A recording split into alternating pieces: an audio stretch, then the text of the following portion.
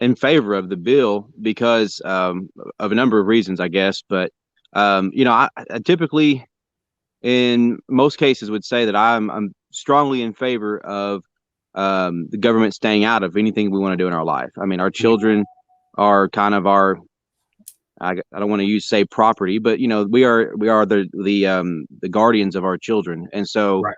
I homeschool, and I don't want the government telling me how to educate my children. There's a lot of things that I don't want the government telling me what to do with my children, but in this particular case, I do believe this bill is justified. Like you said, I'm sure it'll be challenged, and there's going to be a lot of legal things that are going to be hashed out in courts, and it may be overturned. In fact, I wouldn't be surprised if it is, but I do think this is in the best interest of um, youths who don't really have a say in the matter. Okay. Yeah. You know, Uh, you I, know, I I read through the bill, and um, leading up to the vote by the House, and then also the what the governor had to say, and then the eventual override of the veto. One of the questions, obviously, is what is the role the state government has as it relates to children. John, you clearly stated that kids are our responsibility. We're the primary caretakers of our kids. But then, when does the state step in? Like they've got DHS and entities like that to step in when children are experiencing abuse or neglect or anything like that. But in this case, um, I was listening to a talk given by a mother, and she has a son who is wanting to go through the whole process. And one of the things she said that stuck out to me, and I like stood up and applauded her. And she essentially said, uh, who is the government to tell me and get in the way of decisions that me and my family are making, within our house, and that are happening with, doctors and those whom she has, her family have brought into this situation. And I was like, well, in principle, I can't disagree with you, because like when I think about school choice, um, the argument is made that, some parents just don't know. There's an assumption made that parents can't make the right decision for their kids in regards to their education. Right. And so part of me is like, I could see this mother and a person that advocates for school choice in principle agreeing. Right. But then I think about the where it's apples to oranges is, for school, making a school choice, that's something you can, there's some effects, long-term effects, but nothing as dramatic and long-term as moving from one gender to the next, right? right. And the implications of that. There's a study I found, um, and I'll shut up after this and just get Matt's thoughts. It talks about what's called detransitioning, and how there's not enough studies that have been done regarding what they call like a cohort or a group of people who have made that decision to transition from one gender to the other gender, but then want to go back, and what has been the impact on those individuals. And I found an article that was released in 2018 by this researcher, Intswitzel. And she said that more work needed to be done to provide voice for detransitioners. And I quote, decision making on the basis of misinformation on the effectiveness and necessity of medical interventions for gender dysphoria are sorely needed. So, and in the research, she was saying how now it's becoming well, we'll just do the surgery instead of dealing with what's going on psychologically, what's going on mentally and emotionally with teenagers, and more information needs to be given out before, making such obviously a life altering decision. So my initial thoughts. What about you, Matt? Man, it's one of those things where I'm just about as conflicted as I can be on it. Like John said, I don't think the state has any position or any justifiable reason that it can step in and use the legal code to prohibit medical procedures. That's something that I'm very uncomfortable with as a principle. The problem with this is we are talking about children. It is a very difficult conversation for me to have because it is towing that line between what can a child consent to and what could be considered child abuse, because that's really what we're talking about here. This is either something that parents have the right to advocate for their children, or it is child abuse and putting children through things that they had no I'm not sure what to say there. They can't consent to that. Now, I'm not saying they can't. I'm saying that's the discussion. We've kind of got to establish whether or not they can consent to something like that. It's a heavy topic. It's absolutely loaded. People are very passionate about it on either sides of the issue. But I think that everyone should understand that I think everyone really has the best for the children in mind. Whether you're for or against this bill, it's very easy to look at the other side and demonize them, but I don't think that I'm not going to say no one, there's very few people that would be for or against this bill out of malevolence, in my opinion. I think that for the most part, the people that are against it because they want to protect children. I don't get the feeling that they're against transgendered people in general, in any hateful way. And the people that are for it genuinely feel that it will help these children. So it's a very touchy topic, but I really think it just comes down to what can a minor consent to. And that's kind of where I'm at right now. I'm in the middle and really looking forward to this discussion because I kind of want to figure it out. Yeah, I think one of the things I did come to realize, and you hit on it, both sides, both of them are thinking in regards to children, and what's in the best interest of the child that is immediately within their home and that they're taking care of, or individuals that want to advocate for children who may be taken advantage of, have some some type of agenda that's being pressed upon them, that when you look at children, especially in the formative years, I've got 3 kids. They're all grown now, but during those formative years, they had a lot of questions, and they didn't know everything. And in today's day and age of social media and whatever is being given out in the education system, it can sway an individual who is in a very vulnerable state of mind. So, but ultimately, you're right. I think for the most part, most of the people involved on both sides, they are advocating for kids. The other thing is, and this is what bothers me, man, and what short circuits the conversation is how each side portrays the other side, right? And this is nothing new. Like, I saw on social media how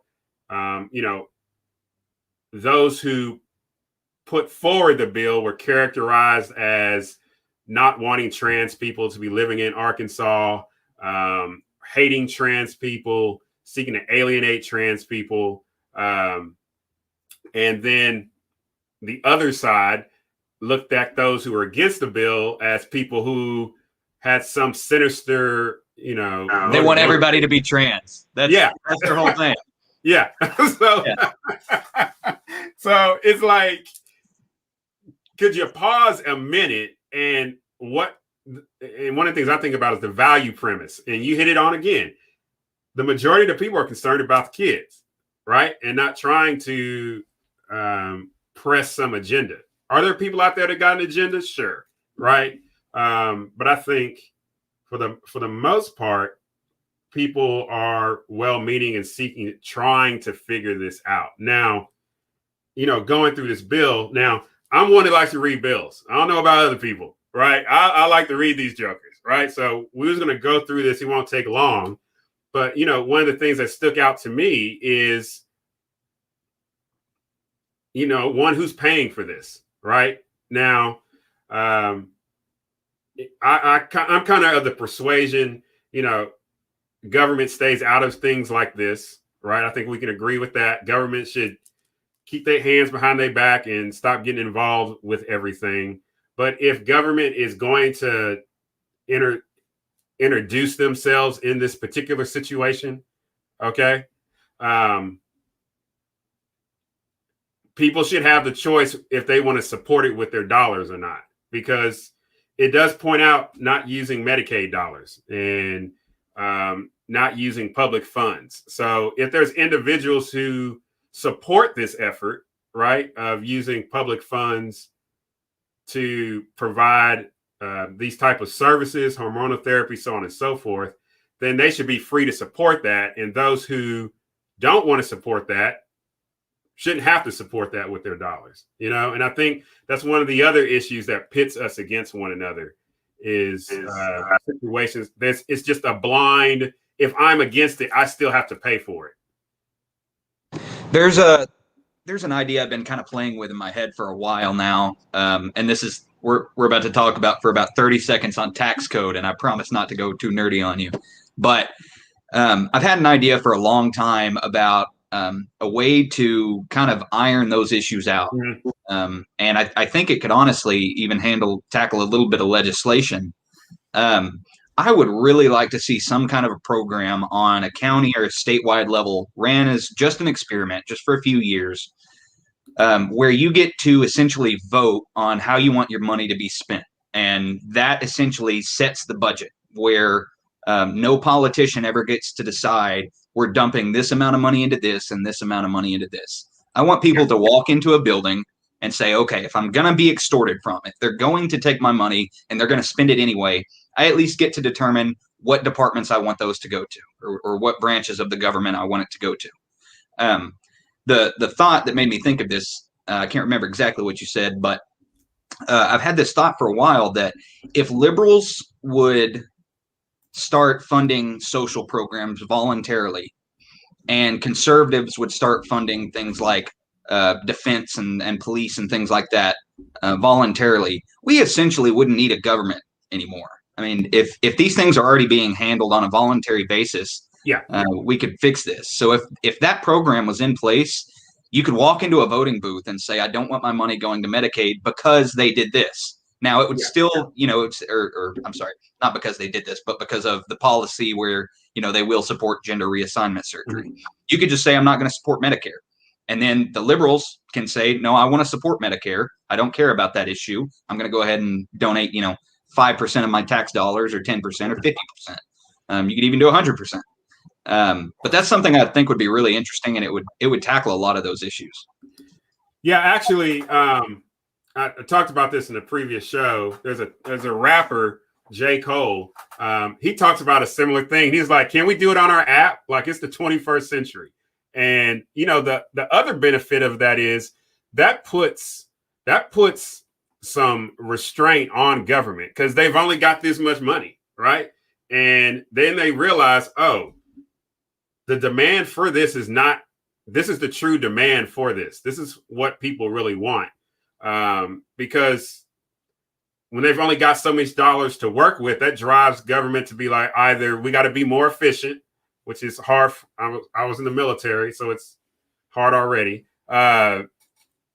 But also, maybe we don't need this program, and it's more effectively handled in the private sector. So those are thoughts. So I'm about to blow through this bill, Matt, real quick so people can get educated. And then we're going to just talk about this thing. Hey, once again, welcome to Community Matters Weekly. I'm your host, Philip Fletcher. I'm here with Matt Mears. We've lost our friend John. Hopefully he can join us again. And we are talking about Arkansas House Bill 1570. Arkansas House Bill 1570. So I'm about to read the bill. If you have not read the bill, I would greatly encourage you to do so. It's always good to be informed on what is being passed or not being passed within your legislature. So here it is. For an act to be titled an act to create the Arkansas Save Adolescents from Experimentation Act and for other purposes. Subtitle, to create the Arkansas Save Adolescents from Experimentation Act, or SAFE. All right. Being enacted by the General Assembly of the State of Arkansas. Title, this act shall be and may be cited as the Arkansas Save Adolescents from Experimentation SAFE Act. Section 2, legislative findings. The General Assembly finds that Arkansas has a compelling government interest in protecting the health and safety of its citizens, especially vulnerable children.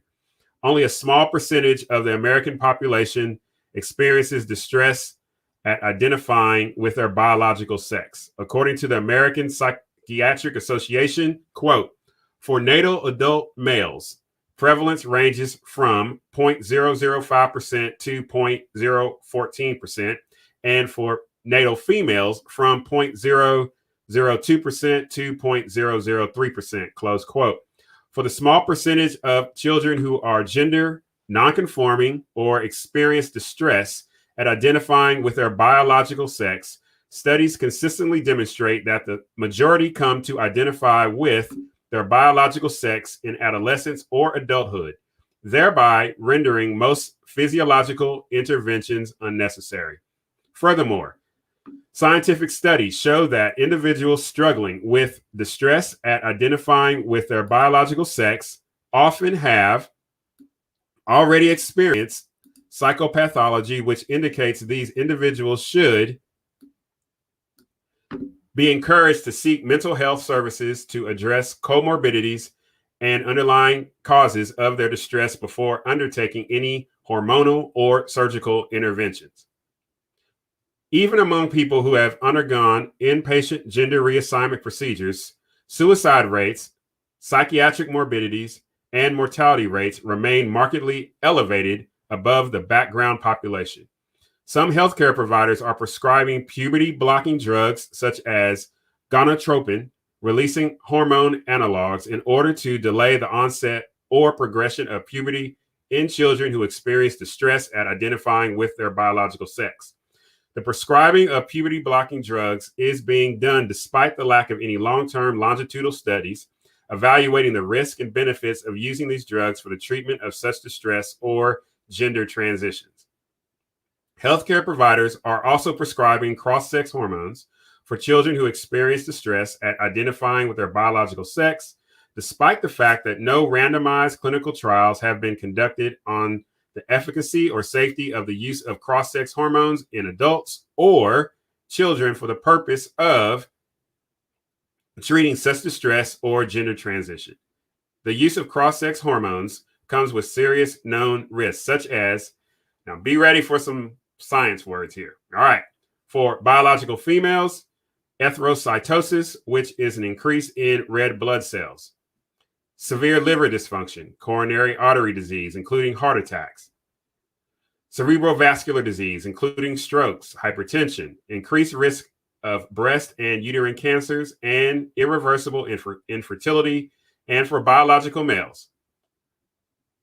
Thrombolytic disease, including blood clots, cholestasis, including gallstones, coronary artery disease, including heart attacks, macropulmonoma, which is a tumor of the pituitary gland, cerebrovascular disease, including strokes, hyperglycemia, which is an elevated level of triglycerides in the blood, breast cancer, and irreversible infertility.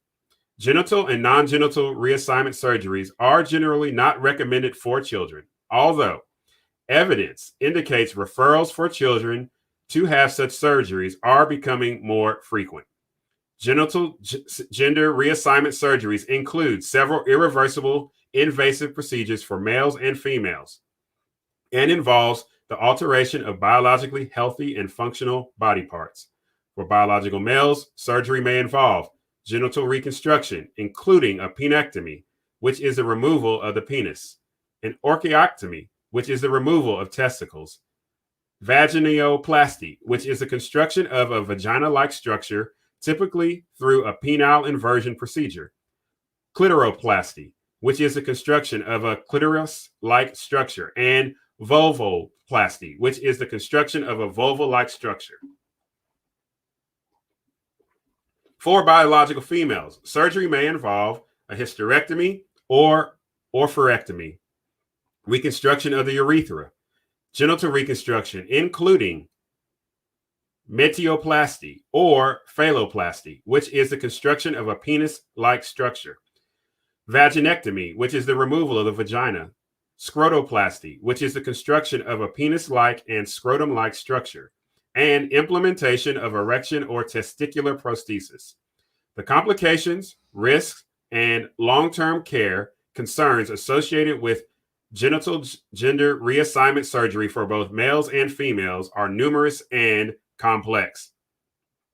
Non-genital gender reassignment surgery includes various invasive procedures for males and females and also involves the alteration or removal of biologically normal and functional body parts. For biological males, this surgery may involve augmentation, mammoplasty, facial feminization surgery, liposuction, lipofillings, voice surgery, thyroid cartilage reduction, gluteal augmentation, hair reconstruction, and other aesthetic procedures. For biological females, this surgery may involve a subcutaneous mastectomy, voice surgery, liposuction, lipofilling, pectoral implants, and other aesthetic procedures.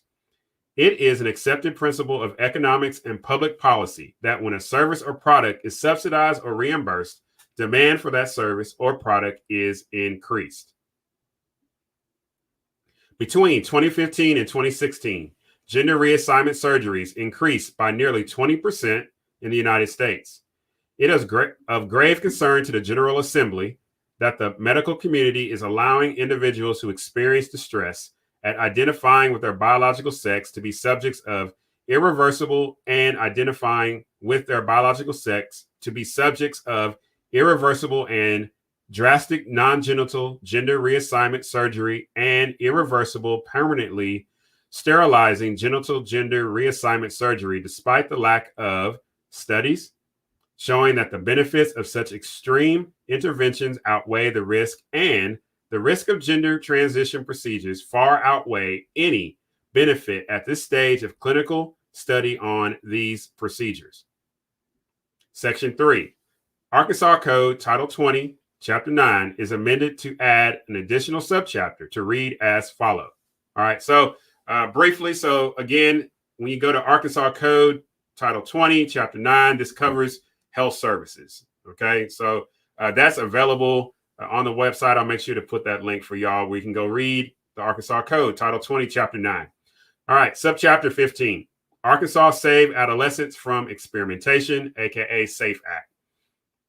Definitions as used in this subchapter. So in this bill, they're going to line out the definitions of particular terms so that when you read beneath it, you'll understand where they're coming from and how they're using these terms within this bill. So 1, biological sex means the biological indication of male and female in the context of reproductive potential or capacity, such as sex chromosomes, naturally occurring sex hormones, gonads, and non-ambiguous internal and external genitalia present at birth without regard to an individual's psychological, chosen, or subjective experience of gender.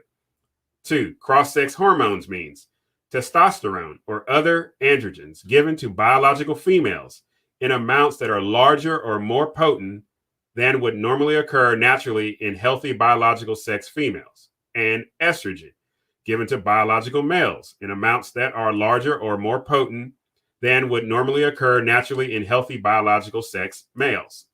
All right, now they define gender. Means the psychological, behavioral, social, and cultural aspects of being male or female.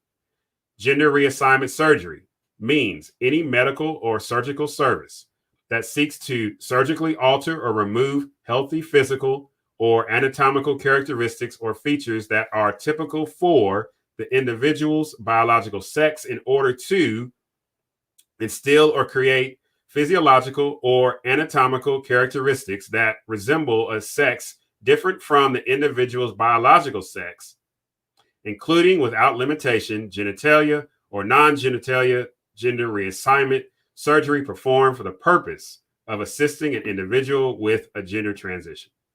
Gender transition is defined, means the process in which a person goes from identifying with and living as a gender that corresponds to his or her biological sex to identifying with and living as gender different from his or her biological sex and may involve social, legal, or physical changes. Gender transition procedures means any medical or surgical service, including without limitation, physician services, inpatient and outpatient hospital services, or prescribed drugs related to gender transition that seeks to alter or remove physical or anatomical characteristics or features that are typical for the individual's biological sex, or instill or create physiological or anatomical characteristics that resemble a sex different from the individual's biological sex, including without limitation medical services that provide puberty blocking drugs, cross-sex hormones, or other mechanisms to promote the development of feminizing or masculinizing features in the opposite biological sex or genital or non-genital gender reassignment surgery performed for the purpose of assisting an individual with gender transition. A couple more definitions. We're almost done. It's a 10-page bill. Gender transition procedures do not include services to persons born with a medically verifiable disorder of sex development, including a person with external biological sex characteristics that are irresolvably ambiguous, such as those born with 46XX chromosomes with viralization, 46XY chromosomes with under-viralization, or having both ovarian and testicular tissue. Services provided when a physician has otherwise diagnosed a disorder of sexual development that the physician has determined through genetic or biological testing that the person does not have normal sex chromosome structures, sex steroid hormone production, or sex steroid hormone action. Third, the treatment of any infection, injury, disease, or disorder that has been caused by or exacerbated by the performance of gender transition procedures, whether or not the gender transition procedure was performed in accordance with state and federal law, or whether not funding for the gender transition procedure is permissible under this subchapter, or any procedure undertaken because the individual suffers from a physical disorder, physical injury, or physical illness that would, as certified by a physician, place the individual in imminent danger of death or impairment of major bodily function unless surgery is performed. Gender reassignment surgery means a medical procedure performed for the purpose of assisting an individual with a gender transition, including, without limitation, surgical procedures such as penectomy, orchidectomy, a vaginoplasty, clitoroplasty, or vulvoplasty for biologically male patients, or hysterectomy or ovariectomy for biologically female patients. Reconstruction of the fixed part of the urethra with or without a marodiplasty or phalloplasty, vaginectomy, scrotoplasty, or implementation of erection or testicular prosthesis for biologically female patients. Healthcare professional is a person who is licensed, certified, or otherwise authorized by law of this state to administer healthcare in the ordinary course of practice of his or her profession. Non-genital gender reassignment surgery means medical procedures performed for the purpose of assisting an individual with Sorry, I lost my place. With a gender transition, including without limitation, surgical procedure for biologically male patients, such as augmentation, mammoplasty, facial feminization surgery, liposuction, lipofilling, voice surgery, thyroid cartilage reduction, gluteal augmentation, hair reconstruction, or various aesthetic procedures or surgical procedures for biologically female patients, such as subcutaneous mastectomy, voice surgery, liposuction, lipofilling, pectoral implants, or various aesthetic procedures. Physician means a person who is licensed to practice medicine in this state. Puberty blocking drugs such as gonadotropin releasing, hormone analogs, or other synthetic drugs used in biological males to stop luteinizing hormone secretion and therefore testosterone secretion, or synthetic drugs such used in biological females which stop the production of estrogens and progesterone when used to delay or suppress pubertal development in children for the purpose of assisting an individual with a gender transition. Public funds means state, county, or local government monies, in addition to any department, agency, or instrumentality authorized or appropriated under state law or derived from any fund in which such monies are deposited. Prohibition of gender transition procedures for minors. A physician or other healthcare professional shall not provide gender transition procedures to any individual under 18 years of age. A physician or other healthcare professionals shall not refer any individual under 18 years of age to any healthcare professional for gender transition procedures. A physician or other healthcare professional is not prohibited from providing any of the following procedures, which are not gender transition procedures, to any individual under 18 years of age. So here's some qualifications. That's what this is about to say. Services to persons born with medically verifiable disorder of sex development, including a person with external biological sex characteristics which are irresolvably ambiguous, such as those born with 46XX chromosome with virilization, 46XY chromosomes with undervirilization, or having both ovarian and testicular tissues. Services provided when a physician has otherwise diagnosed a disorder of sexual development that the physician has determined through genetic or biochemical testing that the person does not have normal sex chromosome structure, sex steroid hormone production, or sex steroid hormone action.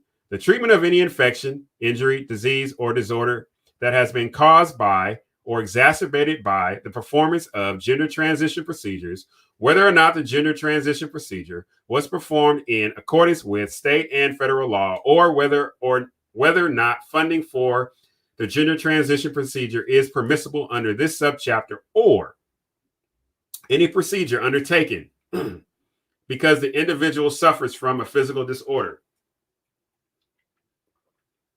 physical injury, or physical illness that would, as certified by a physician, place the individual in imminent danger or death or impairment or major bodily function unless surgery is performed. Prohibition on use of public funds for gender transition procedures. Public funds shall not be directly or indirectly used, granted, paid, or distributed to any entity, organization, or individual that provides gender transition procedures to an individual under 18 years of age.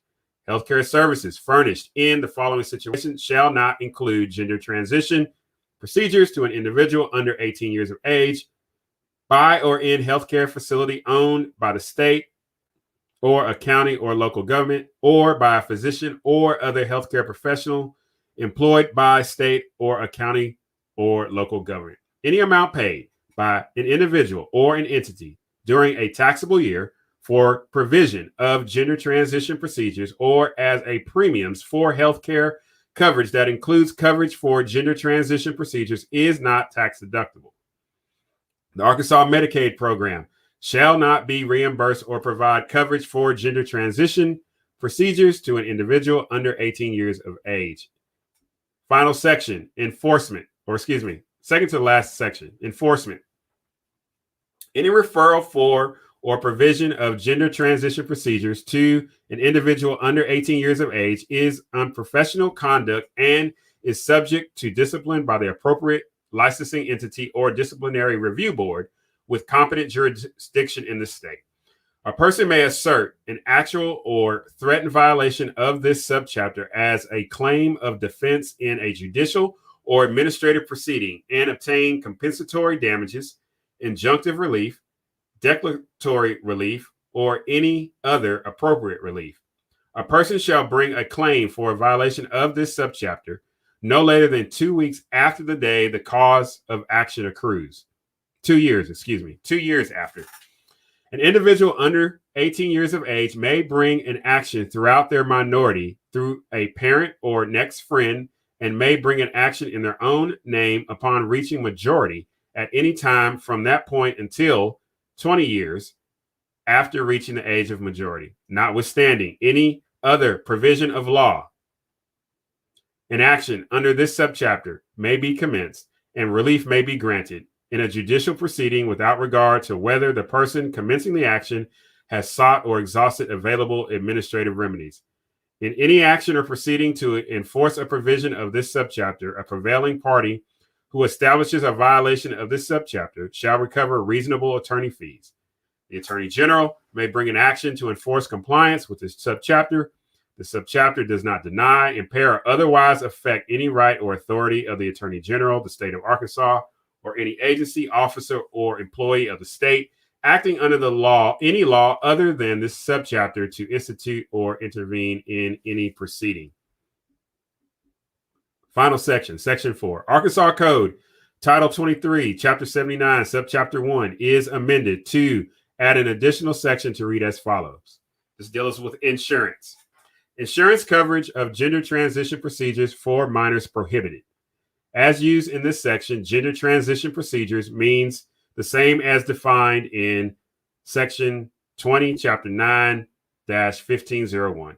A health benefit plan under an insurance policy or other plan provided health care coverage in the state shall not include reimbursement for gender transition procedures for a person under 18 years of age. A health benefit plan under an insurance policy or other plan providing a health care coverage in the state is not required to provide coverage for gender transition procedures. And there, ladies and gentlemen, is House Bill 1570. Matt, what are your thoughts? That's a lot. So I wrote down a ton of notes. We'll have to get to them one at a time. If you notice, the beginning of the bill basically opens as a defense. The whole first seemed like about 4 or 5, maybe 6 pages are not actually part of the bill. It's just them saying why they wrote the bill. I did notice something kind of interesting. They cited a lot of risk for several of the different procedures, mostly the medication-based ones, not so much. Well, no, they did go into a section about surgery risks.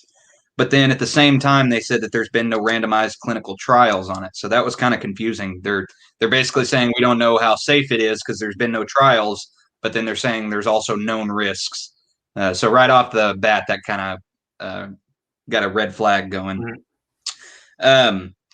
I want to ask, how comparable, and if you don't think it is, feel free to say that, but how comparable do you think this procedure, this idea is to something like circumcision? That's another one I have a really hard time with because an infant can't consent to anything. And I have a hard time saying that it's the parent's right to surgically, I always use the word mutilate their genitals. Do you think there's any through lines there, or is that a reach? Yeah, so with historically, and this from a religious perspective, and maybe even religious in terms of identity, but then is, the most common, circumcision acts we see is, what comes from the Judaic culture and identifying with the Abrahamic covenant, so on and so forth. And circumcision distinguished a person who was circumcised, distinguished them from the rest of the world, saying that, when you look at a male flesh and you see that procedure has been done, it was identification that, oh, this is a different type of person, because circumcision was not the norm. It was the exception to what was going on especially in the ancient Near East. Okay. So on one end, that procedure did deal with identity, right? But it was not a fundamental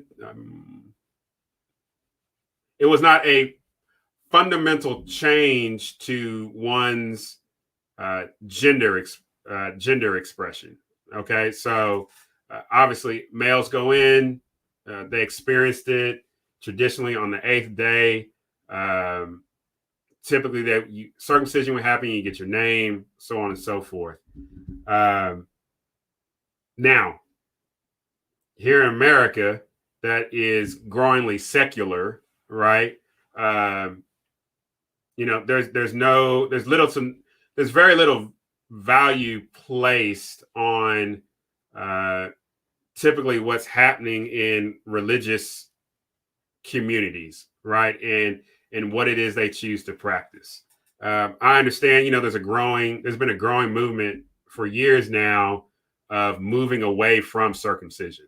That if you will, it's a return, if you will, back to what it was back in the quote unquote Bible times, right? Because non-circumcised males, that's just what it was, right? You were just walking around, with your extra. So there's a move back to that, right? And I've seen mentioned some health concerns, and there's some people make an argument in terms of sensitivity and sexual pleasure, so on and so forth. So people got their variables as to why they're pressing for not having circumcision happen. I haven't seen any, not that I'm aware of, any press for the government to get involved at any level to prohibit. Well, that's actually kind of why I brought it up. Yeah. Again, I don't know that reading the bill in its entirety really cleared things up for me much. I'm going to have to do a lot of thinking on this, but it seems to me like if you're going to ban any sort of gender reassignment for minors, it seems to me that circumcision should also be added to that list. In my opinion, if you have the right to genetically alter, if you have the right to alter your child's body, you have that entire right. I'm very strong on absolutes. You either do or you don't have the right to alter your child's physical body or their psychological health. Uh-huh. So it's interesting to think that this bill is being passed without any word about circumcision, because it's not. I'm not going to compare circumcision to going through gender reassignment surgery. Right. That would be silly, obviously, but again, I do deal in absolutes, and if you have the child to circumcise your son, I don't see how you don't have the right to allow him to go through gender reassignment surgery. And now that's assuming that he feels it's necessary. So again, I think the reason now, if we dive deep, and now let's look at our context being Arkansas, the South. I think there's many laws that still exist that are thoroughly religiously driven. Like you can't buy alcohol on Sundays, right? That's religiously driven, right? And the fact that you've got wet, dry counties, and I think a lot of that is religiously driven. I think with circumcision, there's still an underlying understanding that that's religiously driven, and so there has not been that press to get involved with that, because you get into a sticky situation with some faith communities who practice that as an integral part of their religious identity. So unless, there are religious exceptions, like there's other things that the government offers religious exceptions to. I don't know if they're wanting to go down that road, but then I also see, I see what you're saying as well about, this is an alteration to a human body. In the case of a circumcision, typically that's done and the kid has no input with it whatsoever. Whereas in this case, you can have the parent, the child, a therapist, a doctor, they can all have that discussion together. Whereas unless you're a late bloomer to getting circumcised, I don't remember it happening, is what it is. So those are some good points. And well, man, you said something there that sparked a thought, and I think I just lost it. There is one other thing. This is we'll jump right back to this, but it came into my mind. I want to bring it up real quick. There was one line in there that kind of annoyed me a little bit. I've got to just say pretty much one sentence on it. It is 13A. It says it is an accepted principle of economics and public policy that when a service or product is subsidized or reimbursed, demand for that service or product is increased. That's not technically true. I don't know if you caught that or not. Yeah, I did. Yeah. It allows more demand to be met, but it doesn't actually increase the demand. Right. So that was one thing I wanted to hit on. Yeah. Yeah. Another thing I noticed, and you can correct me if I'm wrong, I didn't notice anything in here that prevents I don't want to say prevents, but there's no enforcement against parents, which is interesting. This is only going after medical professionals. Right. Do you have any thoughts on why they would just target that? Because if it's illegal for any medical professional to do it, it almost seems like seeking that treatment out should be punishable too, which I'm not in favor of. I'm just pointing it out. Well, my thing was when you get down to when it talked about how a minor could seek remedy. So there's that 2-year statute of limitations that's on it, right? And so your thought is, well, if it happened while there was a minor and they're seeking relief, how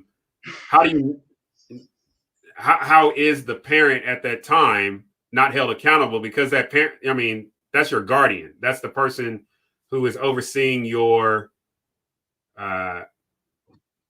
who really is consenting. If you think about it, I'm consenting with that doctor to say, yes, do this to my child.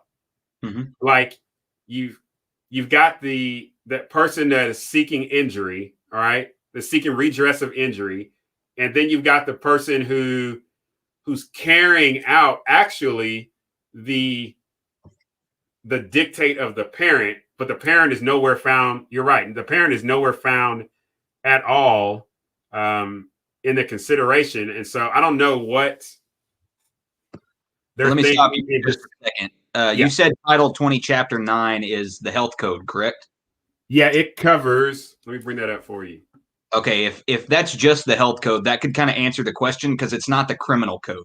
They would have to write a separate statute that would go to the criminal code, and it would basically be under like child abuse or something, wherever they sort that out. So I think that answers why it's not in there. Yeah, it was just something that I noticed. Yeah, but when I've heard people discuss this though, man, when charges are levied at parents who are seeking what they deem is the best for their child, implication that's being levied against them is they're mutilating, they're doing some type of child abuse, right? Yeah. That's not directed at the doctor. Yeah. That's directed at the parent. And so it's interesting, those who developed that bill, why they didn't, as you said, go to the criminal code. Maybe it wouldn't have passed, period, if they did. It probably wouldn't have gotten anywhere. Yeah. Well, it seems to me, and I am not making this point, but it seems like, in my opinion, if you are going to be in favor of this bill, logically, you should also demand a criminal code against the parents. Because if you're against gender reassignment surgery for children and the parent voluntarily seeks it out and has it done, in my opinion, that should go to the criminal code in that logic. Now, I'm not saying I don't know how I feel on this yet, but that seems to be something that you would almost have to advocate for, because just saying doctors can't do it, that leaves a lot of questions after the fact. Yeah, that's a bizarre. I don't know.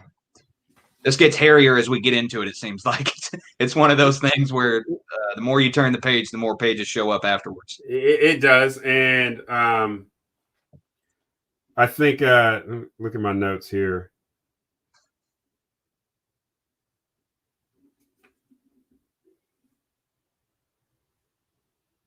Well, let me ask you this. So, we got a representative government.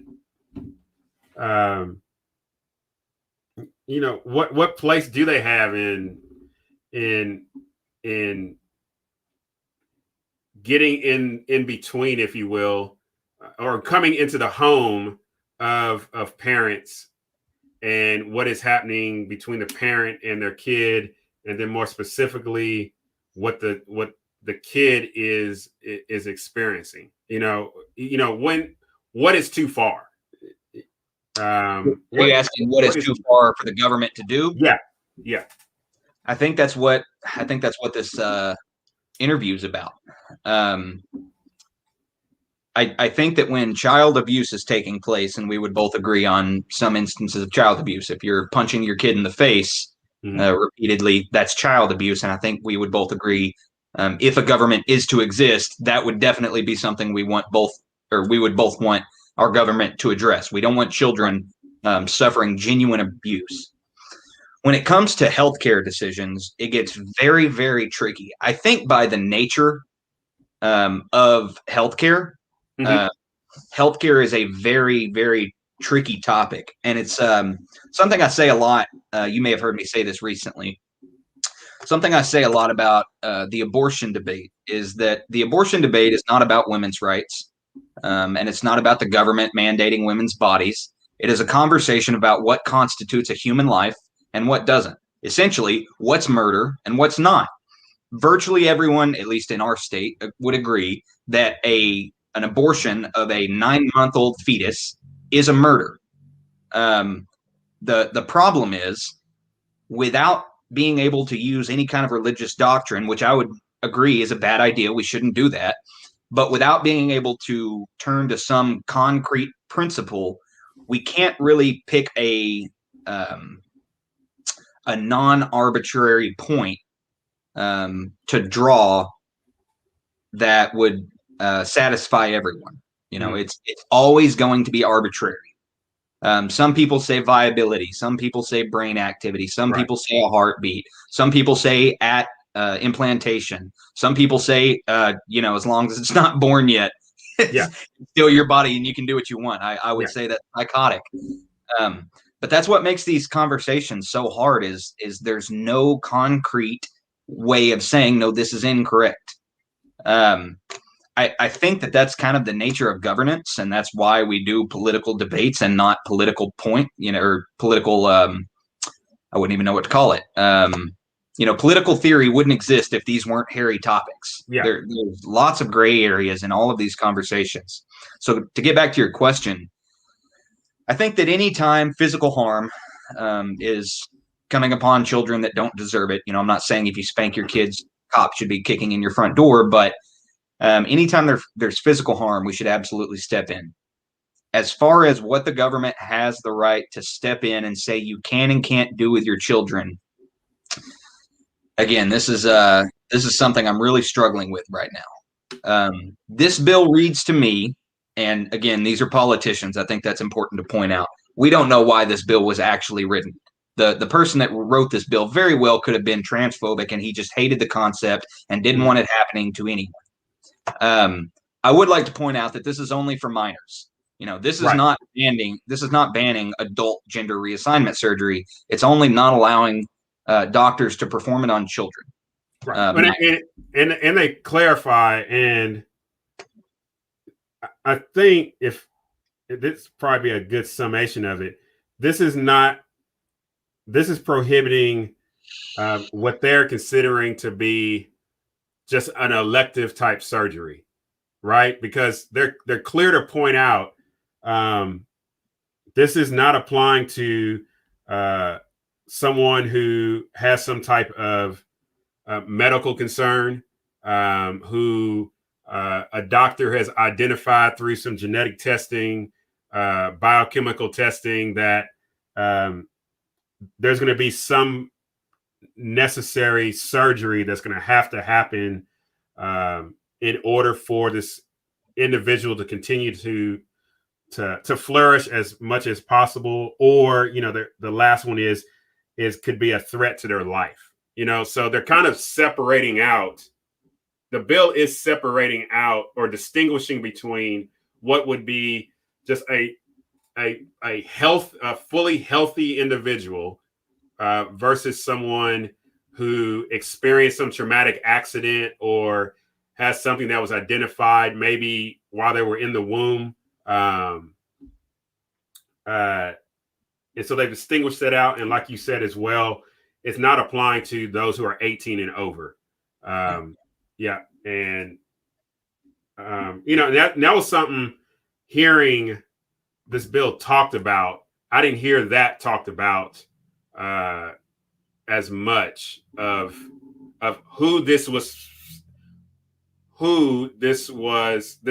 excuse me, I don't want to say who, what this bill was specifically restricting, right? Because it's restricting procedures, referrals, and the like.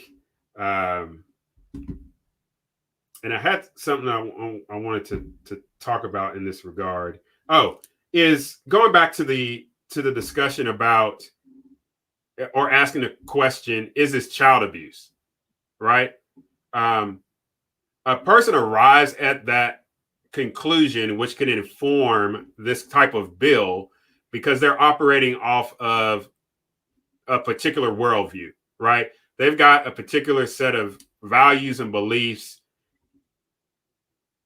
and they are now taking that, they're looking at this specific instance, and they're like, dang, I think that's abusive, right? I think an individual, a parent, right, who looks at their kid, 5 years old, 6 years old, and says, I think, he is supposed to be a she, and then pursues whatever steps necessary to have that gender transition happen. Someone with a particular set of values and belief is like, oh no, that's like, you're abusing that child, right? Now, enter in somebody else, and we take in consideration. I read one article in preparing for this, like it's been like a 300% increase of those identifying with some form of gender dysphoria. That's what it's called, right? And then the question comes, well, what is contributing to that, right? Is it because it's being talked about? Is it because kids are on social media and like seeing all this kind of stuff? Obviously, in adolescence, there's questioning, that's happening, and experimentation. Let's just be for real. But this individual comes in and says, I believe I have a set of values and beliefs. I'm not going to be gender conforming. I'm not, what I'm thinking and believing about myself and how it aligns with whatever the cultural norm is. That's not me. And I'm in my right mind, right? And now I'm thinking about an older I'm thinking about an older child. Okay. That's who's running through my mind right now. Or a parent with an older child. And they've got these set of values and beliefs of they know what they want to do. And I support him or her in that regard. And so they don't see that based off of their values and beliefs. They don't see it as any type of abuse. They see it as what is called gender affirming. I'm going to help them walk with them through this process with these resources so that they can be who they believe that they are supposed to be. Right now, I'm just putting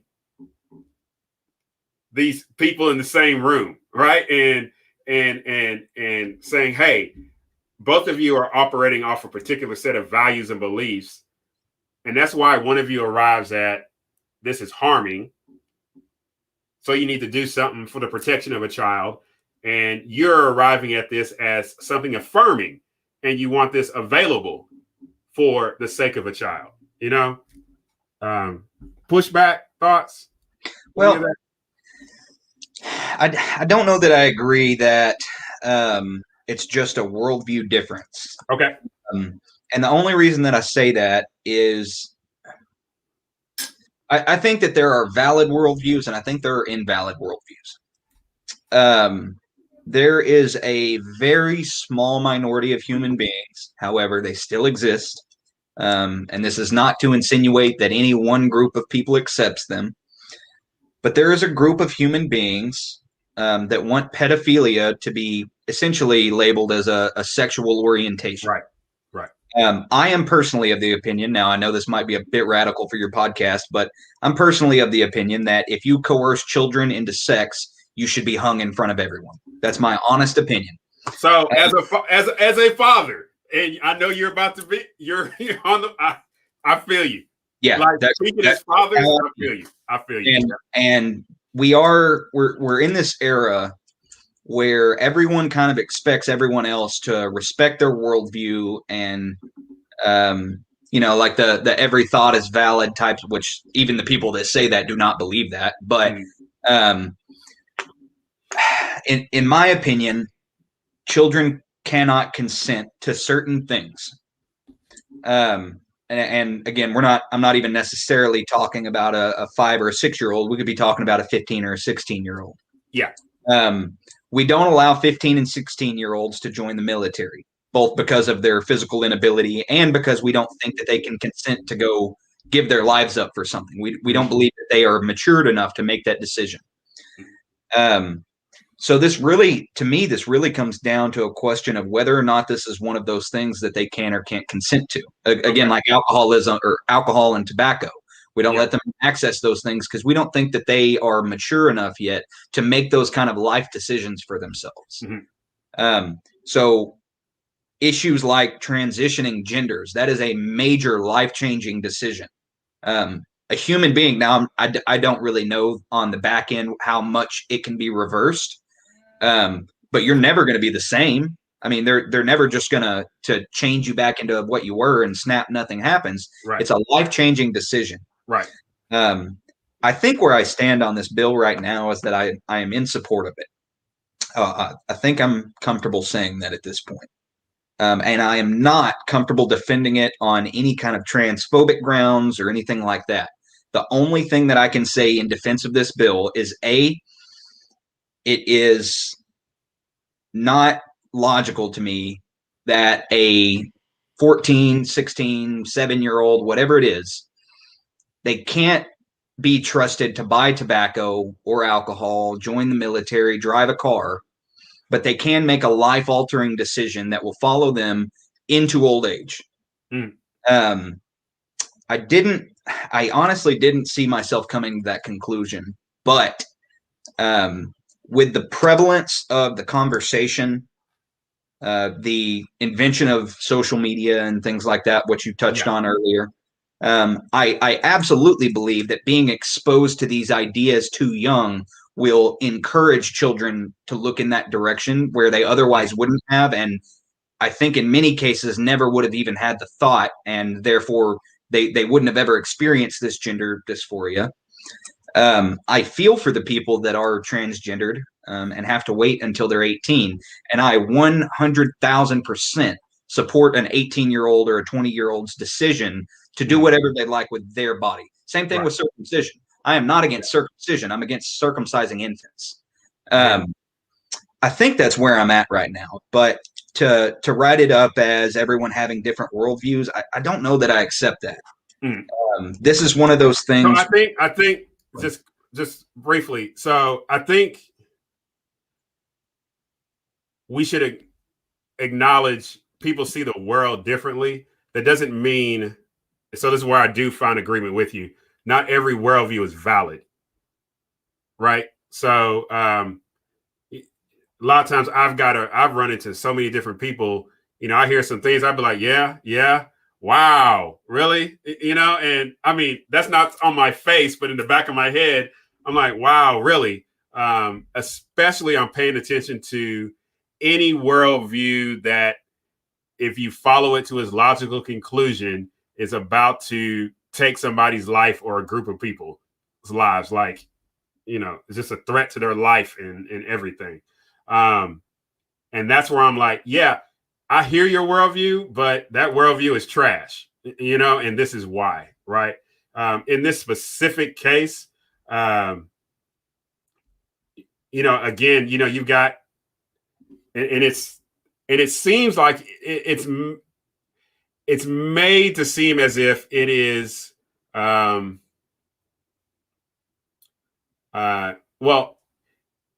if you're not, so that statement that you made, right, coming out in support of this bill, right, people can automatically put Matthew in a classification, right? I know Matthew, and Matthew is not Very like likely will. Yeah, and Matthew is not like that at all. But what has happened is disagreement or support of a bill like this, just what people do to gain power. Certain groups of people are using this to gain power. They will put you in a box and say, "Oh, he's this way," you know. And I was like, "No, did you not hear his thought process of how he arrived at that?" And at no time did he display any type of disdain, animosity, you know, to a certain group of people. But you know, like here in like that study I referenced, you know, in Arkansas, it's like 13,000, you know, adults. The majority of them, 25 through 65 is what it is, right? But it's such a very small percentage, but we make it seem as if like this is a norm across society, and it's not. Should we take in consideration the minority? Yeah. Should we use the government to trample over the minority? God, no. Right. So now in my head, looking at this bill, let's say it runs its course. The court is like, you know, it's fine. You know, it's law, right? So then the question becomes still, what happens to how do we come alongside and make sure that this small population of individuals are feeling supported in some type of way? You know, that does run through my head, because there are real people who are experiencing this, you know, that I've personally met. And so while the government getting involved is not my thing, I understand again from one perspective why the government gets involved, and I understand from another perspective why the government shouldn't get involved. But what still remains is there's individuals out there who are needing support to address this particular issue. And I think as many voices as possible need to be brought to the table in this regard. So those individuals who are experiencing transition, and you kind of alluded to this, those persons who are going through detransitioning as well. That way, people have as much information as possible to make that, you know, free decision, you know, or be able to and be able to pursue the right course of action to help them with what they are wrestling with. Yeah, other thoughts? Well, I do want to say that my support for this bill hinges on a few things. Number one, the ability of children to make life-changing decisions for themselves. That is the main concern that I have. Mm. That's kind of coupled with the statistic you used earlier with whatever you said, 12 to 15,000 transgendered people Mm-hmm. in Arkansas. This is a very small minority of the population we're talking about. And my honest concern about this is twofold. If a child is feeling gender dysphoria, I feel for that child. I don't want any child to suffer any kind of psychological problems. That is the most heartbreaking concept to me. That being said, it's a very, very small population that we're talking about. If we're talking about 12 to 15,000 up to 65, we're talking about what, 100, 200 kids? You know what I mean? Like if it's I got you. That many at that age. Yeah. My honest worry about this is that if it is an allowed and accepted medical procedure, salesmen exist in every industry. That's true. If there is a businessman, and I don't mean that in a negative connotation, I mean a doctor that owns a firm, who specializes in gender reassignment surgery, he wants to make more money every year than he did the last year. That is a fundamental fact of the human condition. Right. People always want to be doing better, especially when it comes to capital. Yeah. And it worries me that you could have medical professionals dealing with what I would probably refer to, and I'll expand on this in a little bit, as gullible parents. When I say that, I am not talking about parents of transgendered kids. I am talking about parents who do not have children who need to go through this procedure that are convinced otherwise. Yeah. That is one of my biggest worries, because I would never say that anyone outright doesn't deserve to be parents, but we both know that there are people that have children that are really not mature adults that need to be making decisions for their kids. And those people could be led astray by a number of people. You know, same thing with alcohol and tobacco. I don't want any children in my society being fed vodka every night. And by fed, obviously, I mean, given. I don't want children being given vodka, because I know that will stunt their psychological and their physiological growth. Man, it's one of those things. It's one of those issues where I think we talked about this recently. There's just it feels like there's no good answers. I don't want the government getting involved in banning things. That's not the way that I rock. That's not the way I think society should operate. But at some point, some things do cause genuine risks. And I will say that if there was some sort of study that I could read and have any kind of confidence in, that displayed something along the lines of the children that claim to have gender dysphoria that wind up going through what is the word I'm looking for? If there are any children, no, I worded that wrong. Okay. Children who go through gender reassignment surgery or procedures or anything before the age of 18 see more positive results than they do having it done later in life, or see such substantial improvements in their psychological health that things like their suicide rate decreases. I would switch and be in favor of this. If I could see physical evidence, and by physical I mean a study done that deals with a broad level of the population. If I could see that it is effective at fixing the problem that they are claiming to have, that it was safe enough to be done on a broad scale when needed, and effective at helping their psychological health to the point that their suicide rate actually drops, I would support it. But from my understanding, and please correct me if I'm wrong, I believe that the transgendered suicide rate is about 50%, regardless of transition status. And I have heard that defended, or not defended, but shot down by claims of, hatred, people treat them poorly. And I hear that out. That's not an incorrect argument, but it is unquantifiable, which makes the conversation a little bit trickier. It's hard to just accept that at face and say, oh, we need a better society. Yeah.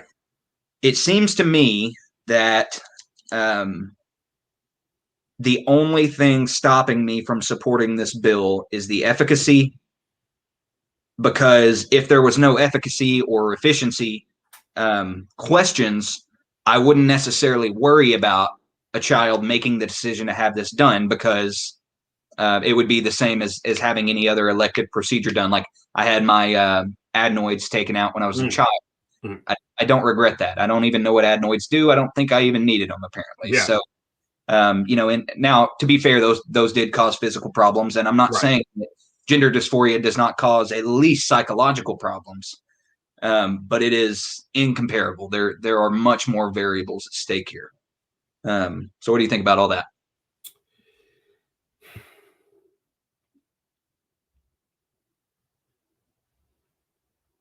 I mean, so right now, I would, if somebody put a gun to my head. Let me just stop you there. You're the governor of Arkansas. Do you sign it? Yeah. So if that bill came across my desk, I would send it back, because I would need to see more in terms of studies. So when I was reading through the bill, and when somebody just makes a reference to a study without like putting, maybe because of the way bills are written, they don't put like citations to that, so I can go in and read the information for myself. I'm kind of sketchy about it. Again, you get into what I think if I'm sitting in his seat, and I don't envy sitting in his seat at all, my values and beliefs are going to come into play. And because it's me putting my name on that bill, and I think that's one of the other things we should be a little sympathetic about regarding these, whether it's the mayor, county judge, governor, even the president. I'm knowingly putting my name on this bill. Okay. Well, maybe not the president. I don't know, but sorry. But I'm knowingly putting my name on this bill, and I'm gonna really mull over that, and more so because of the weight and the impact that this is going to have on individuals who live in my state and whom I have the charge to serve. So as I was reading this bill, I was like, okay, that's good points, right? They made allowances for individuals who had some existing pre-existing condition, or who experienced some type of traumatic event where said things needed to be necessary. But then I have to also take into consideration that there are parents out there who are wrestling with their kids with this experience. And I have to ask myself, is there enough existing in my state to help these kids through this before they get to this significant, as you said, and I agree with, life-altering decision? And even to go back it's you can't go back to where you started because of all. I mean, just reading through that bill and like adding and taking away, adding penis, taking away penis, or creating a vagina, taking away hysterectomy. Like hysterectomy, that's it. Like if to do a hysterectomy on a young girl who then gets older is like, man, I want to have kids. Like, I mean, you can adopt, you can be a foster parent, but for the ability for you, what I would say, the God-given ability to have the opportunity to produce a child from your womb, that's just been taken from you. There's no way you can get that back. And so if that bill came across my desk as is, for me right now, Philip, right now, coming across it as is, man, I would send it back and say, keep working on this joker. That's what I would do. I would send it back and keep working on this joker. And in doing so, I would get those people in the same room and be like, somehow we've got to be able to find middle ground, because there's people out here, they're not making this up, right? There's parents and kids out there who are literally in our state going through this, and we need to do something. We need to figure this out. But at the same time, I need to look at the other group and say, hey, they are doing what, government is doing in other regards. They're seeking to figure out ways to protect children from those, like you said, who would take advantage of this, because not every parent is on the up and up. And you brought up a good point. I didn't think about it. There's going to be those hustlers out there who's going to they're going to work to make a buck off of this and manipulate, for the end of the dollar, and they walk off paid, and the family is left with dealing with the difficulties of it. So it's tough. And I think as we're continuing to move forward in society, one of the things I asked myself reading for this bill was, it was kind of more of a statement, like, since cultures and understandings of the human experience change, what's the government's responsibility in responding to those changes? In our context, we have a federalist system. It's supposed to be everything's supposed to be reserved to the states, right? So you got Arkansas looking at this one way, but I promise you, if you went out to the West Coast, they would look at this thing completely different, right? And again, there's a certain set of values and beliefs that are running here in Arkansas, and then more regionally the South, that's a different set of values and beliefs that is running through California, Washington, Oregon, so on and so forth, or New York, so on and so forth. But needless to say,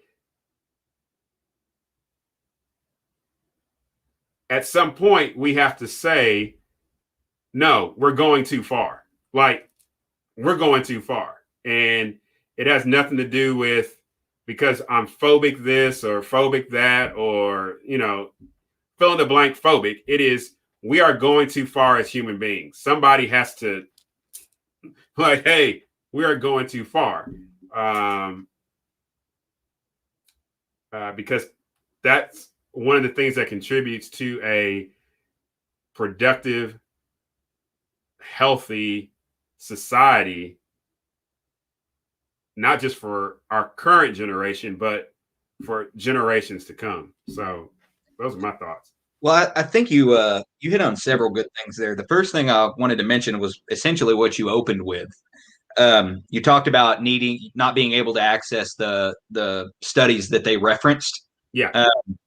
I would be 100% in favor making it I don't know if it would need to be a statute or just like a House resolution or something, where if you are going to make a scientific or any kind of provable claim, and you are citing any kind of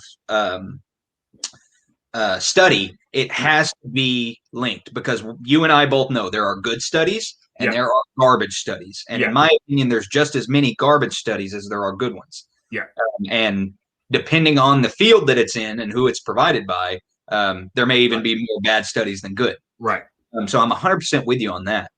I think what you said about federalism answered your question about what should government do.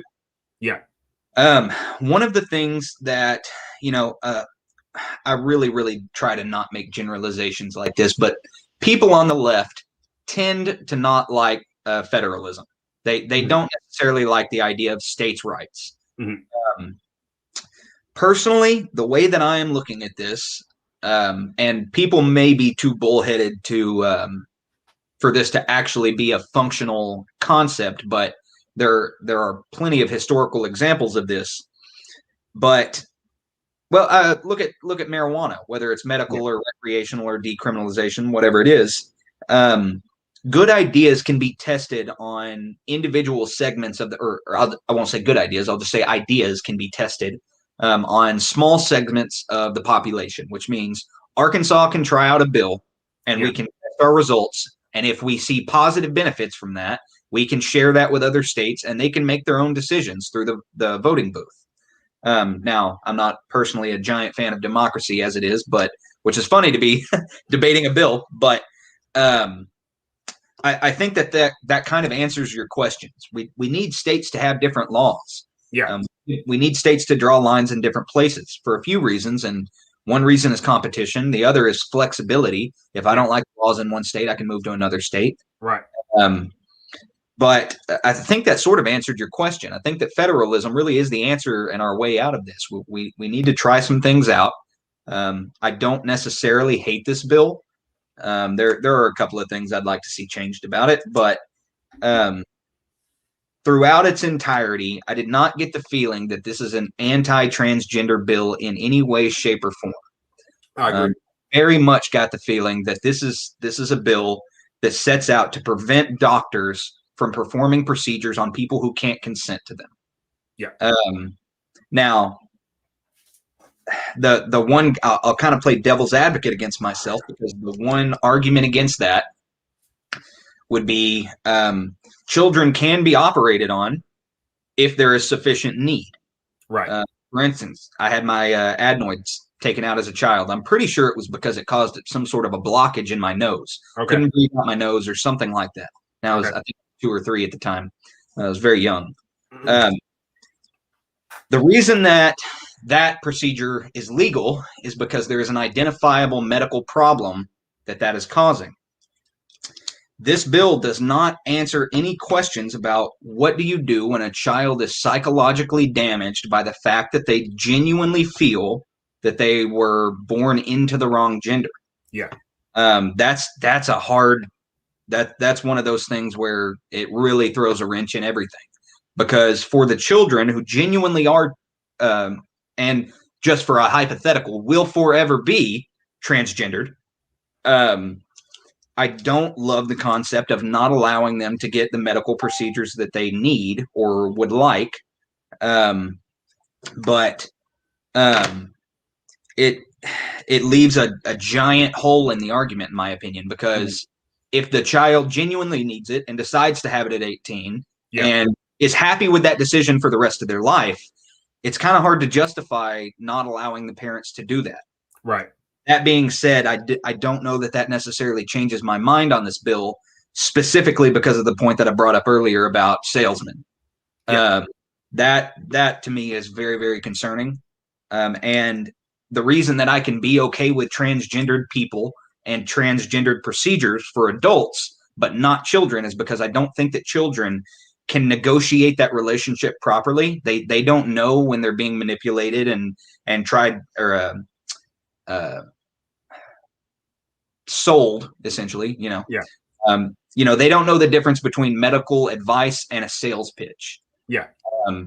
And I don't know a lot about the medical industry as far as clinics that do offer gender reassignment surgery. But I know if you walk into a clinic that does breast augmentation, they're not going to talk you out of doing it. They perform that procedure.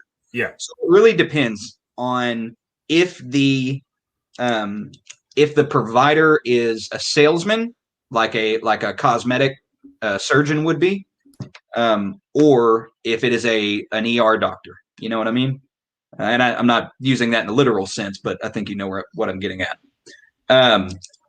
But yeah, man, this is just one of those things where I think I would have to hold my nose and sign it. Mm-hmm. And I don't love the idea of mandating any profession to behave in a certain way. That being said, this really does present a lot of negative consequences to possibly be had. Now, I'm not saying that if this bill weren't passed, we'd have doctors out here trying to transition every kid. But I think without the passage of this, children would be operated on that would regret it. And I think that under a situation where a doctor operates on a child who didn't genuinely need it and no other types of treatment were offered at the time, should they come to regret it later in life, I don't really see that as any different as something along the lines of sexual abuse. Because that's going to cause them, in my opinion, that will cause them more psychological harm as an adult than if they were genuinely transgendered and had to wait until they're 18. Yeah. So man, it's just one of those really hard topics. Yeah, it is. It is. And, so as far as the weight of the decision, that's where I think you could put it side by side with having a 15 or a 16-year-old saying, hey, or we're going to say this, we're going to take the age of enlistment from 18 down to 15, sometimes even 18, I think is too young, but I think you should have to be 99 to sign up for the military. 99. That's my personal opinion. Because and sometimes I don't even know I didn't even consider the very weight of what I was getting into when I enlisted at 27, right? And it didn't hit me until boot camp, and we were throwing grenades, so rifles had already happened, like, okay, whatever. Right.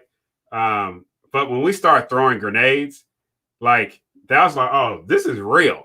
Right. And one of my drill sergeants told me, he was like, you're not here just to be supply.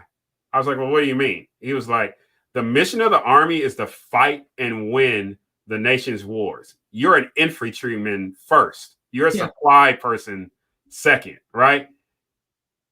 All that to say, even at that age, 27, I didn't understand the full weight of raising my hand and the possibility of my life being taken, or the other possibility, I got to take somebody else's life and wear that and live with that. Like, when I became an officer, went to war, like, I carry all that stuff now. Mm-hmm.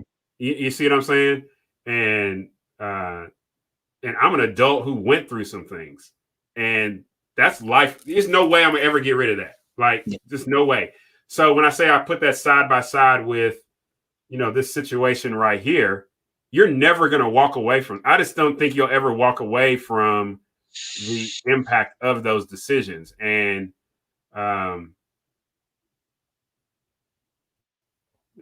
so this is where I'll probably catch it from, those who are against this bill, to say that, a 15, 16-year-old is just going to be like, yeah, I'm not going to be a mom ever, or I'm not going to be a dad, or any other possibility. That's tough. It is. Like, it's tough. And again, if me as, and I'm anecdotal, I got it. I'm an N of one, right? But that's a hard decision because it deals with a significant event that can happen on your life. And like when they didn't, like, my recruiter was like, hey, why don't you go home and really think about this, right? He was like that recruiters are hustlers. He was like that person, and he was like, yeah, you can get this bonus, you can get this, you can We'll get send you to college for free. Yeah, let's get you down to MEPS, right? And so it's a pretty safe assumption. You're gonna have at least one medical type person, salesperson, who can be the same type of way. They'll come sit in that room or that clinic with that parent and that kid and be like, come on, and this and this and this. And to think otherwise, I think we're being naive. And so that's again why I would like send it back, because I'm like, I need, these are kids, and to make decisions like that are life altering, you can't just run into that lightly. And I know there's people that are not. I got that, but and we got to take it to something really interesting to add to that. Are you familiar with the DEP? The DEP, delayed entry program? Yes. Yeah. Okay, your boy went through the DEP. Oh, you did? I went through MEPS. I swore in. I was going into the Marine Corps as an 0311. Okay. So I was about that close from shipping out. I never went. But I walked in there one day just out of curiosity. I don't know if you know this, but my dad did 20, I think he wound up doing like 21 and a half or 22 years in the Army Reserves. Okay. He wanted to do 20 and get out, but you know how paperwork happened in the military. Yeah. So anyway, I grew up kind of a rah-rah America guy, grew up in a Christian conservative household. Mm-hmm. And I walked in there at 17 years old. I was a minor. And I said, man, I want to sign up. I need to know, when I can do that. Yeah. And he, will you be 18 by the time you graduate? And I said, yes, I will. And he said, all right, sign right here. Start doing this paperwork. Yeah. And he had me that day sign all the paperwork I needed to get the process started at 17 years old. I went through MEPS. I had my ship date, and I met with my recruiter and all of our guys twice a week doing PT, trying to get ready to ship. Yeah. Sergeant Bob, still remember his name. He was a cool guy, but he had a job to do. But the reason that struck me when you started talking about that, I didn't think about that throughout this entire conversation, but the man that I have become would have been disgusted with myself knowing that I participated in that system because of the beliefs that I've developed at this age. Now, it's not a one-to-one comparison, of course, but that is, had I came to the same philosophical and political conclusions that I have at this point, which I can't say that I would have. But had that happened, I would have deeply regretted the decision that someone coerced me to make at 17 years old. Yeah. It is loosely, but in my opinion, fairly accurately analogous to walking into a doctor's office and them saying, well, hey, if you feel that way, we've got this treatment for you that could really help you. Now, that is not talking about genuinely transgendered kids. That's talking about predatory salesmen trying to get money out of an operation. But I never mentioned. Thankfully, I tore my ACL in a wrestling tournament my senior year of high school, and my recruiter. So that was. And by the way, I met my wife shortly after that. Wow. So that's two things that make me. I'm kind of agnostic. I'm very. I'm sure you can tell from this conversation, very logically minded. I like to think. So religion has never really sat well with me. I'm coming along coming back into spirituality a little bit as I get older. But that ACL tear, in my opinion, if there was ever anything that God directly intervened in my life in, if he exists, it was that moment that it tore. And it was crazy because it wasn't even a moment. It was nothing crazy or extravagant that happened. But, that ACL tear really changed the outcome of my life. I probably would have wound up in Afghanistan at some point, had I not tore that ACL. So that's kind of a testament to the fact that when you coerce children into things that they don't fully understand and haven't had the time to mature and properly think out the implications of doing, you run into really dangerous territory. Yeah. Which is kind of why I made that joke about, 99 should be the sign-up age. I got you. Yeah. But anyway, I just thought I'd throw that in because that's fairly analogous to the issue we're talking about. Yeah, it is. Man. Well, man, I think we've hashed this one out. Yeah, I think we have. You got any final thoughts?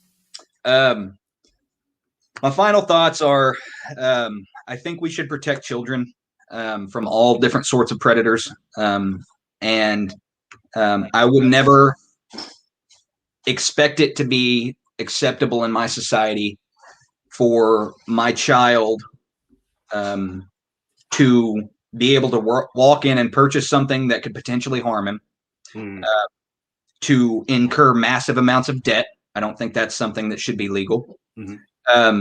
Take on procedures that they don't understand the full ramifications of, among a list of other things.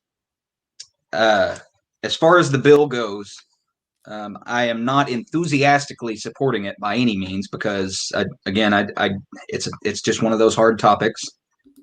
But I think that I am in support of the bill as written. Not to say it couldn't be written better. There are a couple of aspects that I think could be changed. Yeah. But at the same time, even with those changes, it would still be reluctant acceptance. It's not anything. I wouldn't have written this bill, but when it comes up, it's like, okay, I guess so. That's what I've got in closing, I guess. That whole facial expression, I can see okay. Yeah, it's hard, man. Oh man, that's awesome. Hey, Matt, I appreciate the conversation. I think this session is about to be over, and they've done some interesting things, and I think they should have been focusing on some other things. I'm not saying this wasn't important. I'm not. But some more pressing issues that we got to deal with regarding pandemic and all that stuff. But it is what it is. Yeah, I know. Yeah. We'll have to leave that for another day. So yeah, I'd like to start doing this more often. If you have another bill you'd like to talk about, I'm always down to sit down. I love. Hey, we have to go to a federal bill because I'm interested in this HR1. I've been. Which bill is that? I'm not familiar with that. That's the election, the federal bill to really just nationalize elections. I'm going to stop you there. I'm no. We don't have to have a debate on it. Not.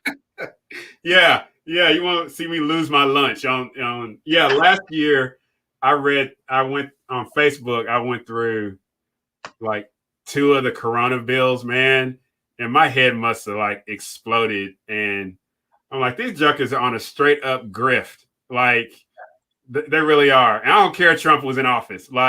This bill was a mess. Both these bills. And every coronavirus response bill that I've seen, in my opinion, should have lost every politician that signed it their job for the rest of their life, and they should have been shunned out of society. And I don't say that. That is not an opinion on coronavirus. I'm not saying it's fake. I'm not saying it's a hoax. Yeah. What I'm saying is that the corporatism in those bills and the minuscule amount of assistance that actually went to human beings is disgusting, and Exactly. anyone who supported those should have been thrown out of office physically. Hey. Before we get off here, I just want to say we had a technical difficulty earlier. For anybody that was watching earlier, we had a guy named John on here. I was really looking forward to hearing from him. He did send us a message, and he said something died, but he said he's very sorry. I wish he could have been in here, but I think we still got through it all right. We'll get him in on some other stuff. We just got to get him around some more cell phone towers or something. Hey, Matt, I appreciate you, man. Thank you, brother. All right. Hey, everybody. Thank you for joining us for the Humanity Matters Weekly. Again, a lot of great things going on. Again, connect with me on my website, philipfletcher.org. Subscribe to the YouTube channel. We greatly appreciate it. Share this video. I hope you appreciated the nuanced discussion that I and Matthew had about a very important topic. Subscribe to the Humanity Matters podcast. This will be available on podcast in a couple of days. And so wherever you get your podcast content, please join us.